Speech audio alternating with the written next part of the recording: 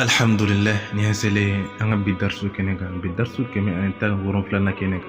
mimi anga do kon kenega bido ode ni mammi ko jugu deke ega ke wali kanga ke jume e ko jugu wala deke ciden sallallahu alaihi wasallama ayne na obela jireblan siren jume ciden ko ne man kisbay ko ni mammi jurumna ko doke donc ayaga seniya la seniya a kɛra salita ye walima a kɛra kole i kɔni ye seniya kɛ k'i yɛrɛ la seniya o kɔfɛ a tigilama wulila ka arkan fila seli Allahu taala ye i bɛ arkan fila seli ala de ye wala ka sɔrɔ ka a yafa deli ko ni maa min y'o kɛ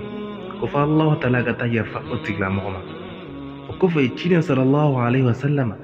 a ye nin aya in kala Kuranɛ kɔnɔna na k'o kɛ a dalili ye i n'a fɔ masaba y'a fɔ cogo min na a ko maa minnu mana kojugu kɛ maa minnu ye kojugu kɛ maa minnu kɛra sababu ye ko yɛrɛkun tɔɲɔbagaw olu maa minnu olu ye kɛrɛ donc u ye ala kofɔ u kɛlen ka don kumana min na k'u yɛrɛkun tɔɲɔ u kɛlen ka don kumana min na k'u ye kojugu kɛ walasa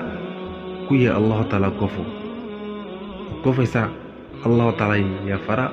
u ka jurumu ma Allah taala yafara u ka kojugu ma u ye kojugu minnu kɛ walasa ko jɔn dɔ bɛ jugumanw yafa jɔn dɔ bɛ jurumu yafa